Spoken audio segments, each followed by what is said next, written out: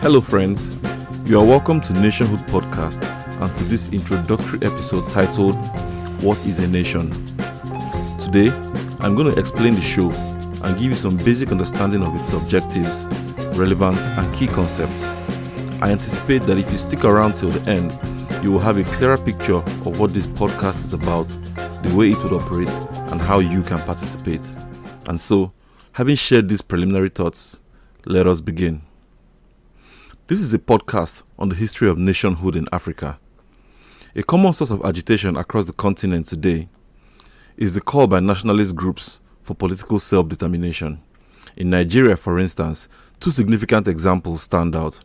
Since 2009, proponents of IPOB, or IPOB, which is an acronym for the Indigenous Peoples of Biafra, have called for an independent state to be carved out from the southeast region of Nigeria. Harking back to the Civil War of 1967 to 1970, which is sometimes referred to as the Biafran War, the new state being proposed would also be named Biafra, though it is certain that the new Biafra's ethnic composition would principally be Igbo. IPOB proclaims that its constituent nation-states, meaning its ethnic minorities, would have equal political and economic rights. A second example of ethnic nationalism can be found in southwest Nigeria, where, from December 2020, long-time demands for a Yoruba nation coalesced around an avowed freedom fighter called Sunday Adeyemo. Commonly known as Sunday Igboho, Adeyemo accused migrant Fulani herders from northern Nigeria of killing a Yoruba politician on his way home from the farm. His accusation was unfounded, and the murder was later attributed to political motives. However, the incident was interpreted as the latest in perennial episodes of land conflict between northern cattle herders and southern farmers. Frustrated, Igboho issued a 7-day ultimatum for Fulanis to vacate the southwest. The ultimatum expired, so he led a demonstration of Yoruba youths to a Fulani settlement in Ibarapa town, Oyo State, where property, including the home of the Fulani community leader, got burnt. A few weeks later, Igboho led another march of Yoruba youths in neighboring Ogun State, where similar carnage was visited on the Fulani community in Yewa town. Riding the wave of ethnic popularity, Igboho set up a mega rally to be held on July 3, 2021 in Lagos. The plan was to demand the creation of a nation for the Yoruba, but he could not attend the Lagos rally because security agents were on his tail. 2 days before the rally, the government raided his residence in Ibadan, but failing to arrest him, claimed he escaped after a gunfight, leading to the launch of a national manhunt. These ugly, if dramatic events are symbolic of a common problem across Africa, that is, a deep-seated mistrust amongst ethnic groups. Fundamentally, it is driven by fears that one group will dominate another. As a result, even the simplest societal problems are regularly framed in ethnic terms. For example, a dispute between members of a WhatsApp group or a promotion within the civil service can quickly send people into enclaves from which they hurl accusations of ethnicity at those they perceive are operating an identity agenda. The reality is that ethnic considerations often take precedence over merit and other factors like equity, diversity, and inclusion. But even when it does not factor, suspicions that others are working to ensure their ethnic group gains advantage over others frequently infects everyday life. Beyond individual and community attitudes, there may also be institutional explanations. We can take another situation from Nigeria, where it is not uncommon for public services to request information that discloses a person's ethnic origins, even when such information is not relevant to the provision of the required service. A common example is the driver's license.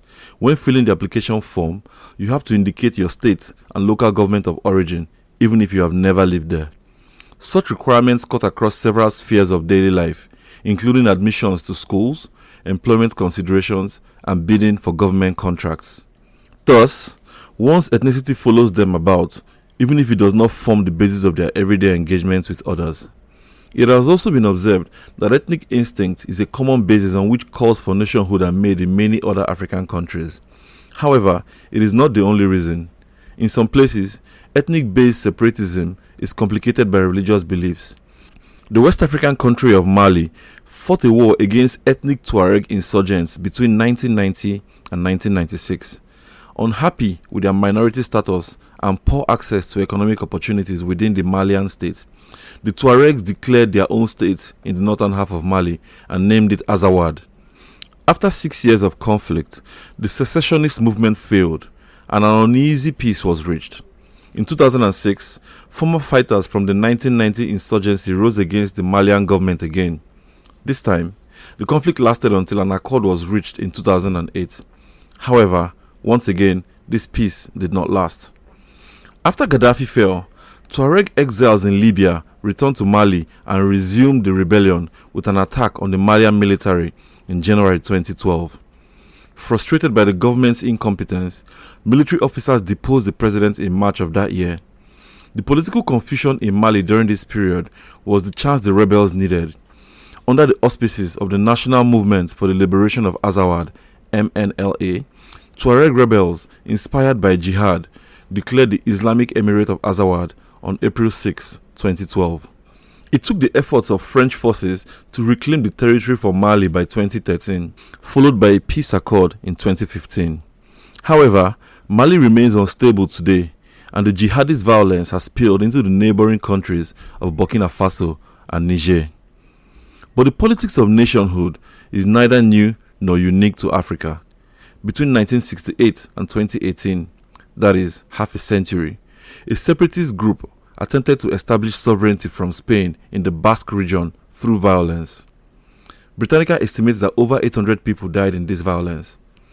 As politically polarizing as Basque nationalism may have been, Spain faced an even bigger question of separatism from Catalonia, one of its richest economic regions.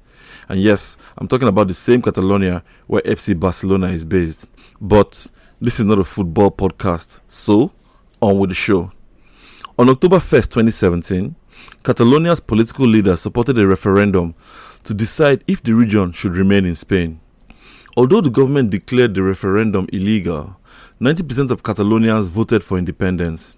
In response, the Spanish government dissolved the regional parliament of Catalonia and jailed many of its political leaders. To evade arrest, the president of Catalonia, Carles Puigdemont, went into exile. 2,000 kilometers north of Spain, supporters of Britain's referendum to exit the European Union, also known as Brexit, boasted of better results than their nationalist counterparts in Catalonia. On June 23, 2016, 52% of British voters opted to leave the EU, and after jumping through several hoops, Brexit was actualized under the premiership of Boris Johnson on January 31, 2020. But the political fallout of Brexit was the demand by the Scottish National Party, backed by the Scottish Assembly, for a referendum that would take Scotland out of Britain, because Scotland did not want to leave the EU and was only forced to do so by Brexit. I have shared these examples to underscore the point that nationalist agitations occur in a variety of contexts around the world. They form an integral part of most political histories. The historical list of claims to self-determination is endless. By now, you may have already guessed that some demands for nationhood end with the agitators getting their wishes. However, many others do not. A lot of times, nationhood is claimed in violent terms, and almost always it is bitterly contested, not just politically and economically, but just as often socially and culturally. What we will do in this podcast is to explore the historical and contemporary meanings of nationhood in Africa. The question at the core of this endeavor would be, what is a nation? Is nationhood a concept purely driven by ethnic and religious ideologies, or are there other factors of socio-cultural, economic, and political importance? Even though the subject of nationhood can be quite theoretical, we will discuss it in simple language to facilitate understanding. As it traces the history of nationhood in Africa, this podcast will bring fresh insights to the modern history of the continent. For example, it will put emphasis on the role played by information and communication technology in promoting or impeding nationalist agitations. It is my hope that by this approach, listeners who are new to the subject of nationhood will be equipped with knowledge they find relevant, while those who are already well versed will be stimulated by the exchange of ideas. Armed with this objective, we would interrogate a variety of issues bordering nationhood ambitions in Africa, beginning in the late 19th century all the way up to present times. Some questions you may already be pondering are: how did nationalist agitators of the colonial era emerge and organize themselves to succeed in their objectives? Consequently, much of the podcast content would include discussions about independence movements, the process of decolonization, and the ideas around which colonial era nationalists coalesced. Also, since they won the ultimate prize of independence, we will take a look at why agitations for political self-determination continue today. Take a moment to consider this last point. Since the imperial powers finally succumbed to pressure for African independence only 70 years ago, why are there so many demands to break up the political entities that emerged from decolonization? In other words, what do the recent calls for nationhood signify? Do current nationalist movements simply seek to break with the colonial past that created African nations of today? And if not, are there other legacies from the colonial era that inform today's demands for nationhood? Regardless of these, the podcast will see what connections can be made between nationalism in Africa today and nationalism under colonial rule. In terms of impact, we would analyze how nationalism shaped political organization in African countries. And, at a micro level, the discussions will range from the different reactions to colonialism, such as resistance and collaboration, to an examination of how nationalism shaped individual and community identities and existence. There is no doubt that all these interesting issues justify an inquiry into past, present, and future theories about the meaning of nationhood. For our discussions to make sense, certain parameters have to be established. We start from the definition of a nation. Our reference point for what constitutes a nation will be the countries that emerge from post-colonial Africa. This may seem obvious, but it is important to lay this down for two reasons. The first is that we can have a more coherent discussion of the history of nationhood in Africa by following the geographic and political boundaries established during the colonial era. And so, whereas African societies existed before colonization, it was within the countries created by colonialism that colonial era nationalists fought for African independence. The second issue relates to those nationalist movements contesting the validity of African countries today, based on the popular argument that they were bettered by colonialism and thus are unnatural. To discuss modern nationalism, we must know what is being rejected. Based on the foregoing, when the podcast discusses nationalities, it would be as a function of African countries as they are, regardless of whether the nationalist movements being analyzed identify with that nationality or not.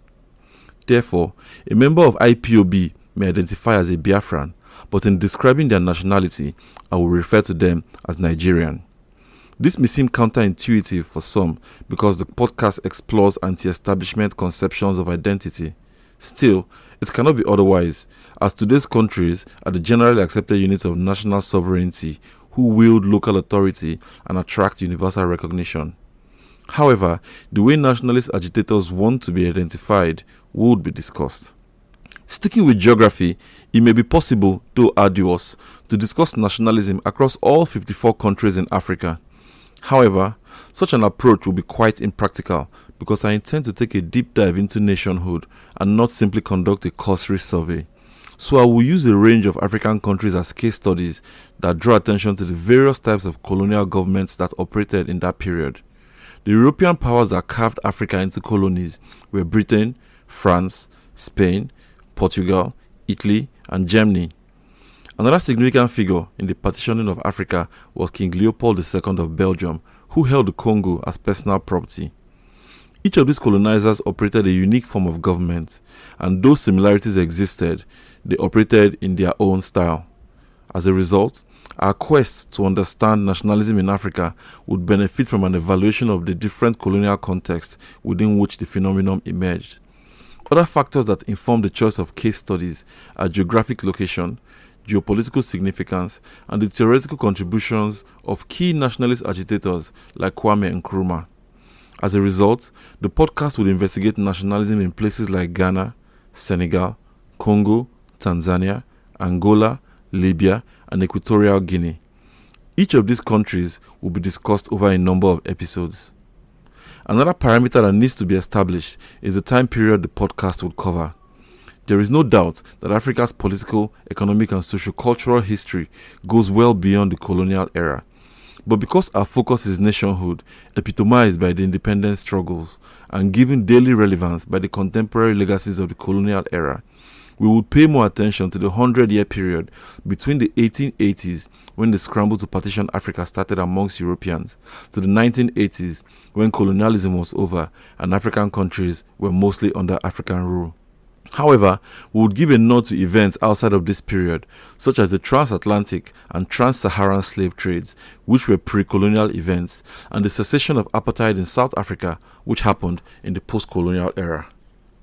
Still on the subject of timing, the plan is to release new episodes of the podcast every month. This may result in long waits, but I can promise that the wait will be worth the while. Scheduling challenges make it impossible at this time to release new episodes every week or fortnight, but listeners can count on a fresh and rich episode about the middle of every month. There will also be occasional bonus episodes, so look out for those. What this means is that although standard releases will be published once a month, some months will have at least 2 episodes. I don't intend to be very rigid about the duration of each episode, but suspect that there is a sweet spot between 30 to 45 minutes for an episode. That means you can listen to it as you commute to work or from work, as you work out, at a work break, or during other periods of leisure or relaxation. Still, if an episode needs to be longer or shorter, then it will be. Somewhere in between, listeners will have the chance to pitch questions and even vote on a topic or country to cover. There would also be occasional dialogues with experts on African history as well as political theory. Also, before we get into the details of nationalist movements in the selected countries, there are a few general topics that we have to cover, such as the scramble for Africa, which you have already heard me describe as the partitioning of Africa.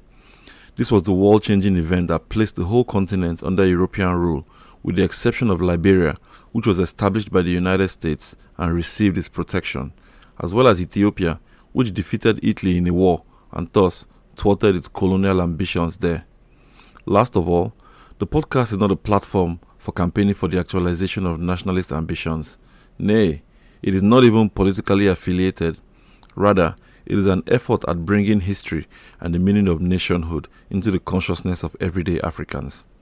If you made it to this point, thank you for sticking around. I hope you are as excited as I am about the prospects of having engaging discussions. You can follow Nationhood Podcast on Twitter and Instagram to continue the conversation. I look forward to meeting you there as well. On a final note, I think it is fair to say that when the imperial powers of Europe convened at the Berlin Conference to partition Africa between November 15, 1884 and January 31, 1885, it is unlikely that they anticipated the impact of the forces they were about to unleash. Now, some popular arguments suggest that African societies were passive and politically immature, making it easy for the Europeans to take over their societies. Some other scholars disagree.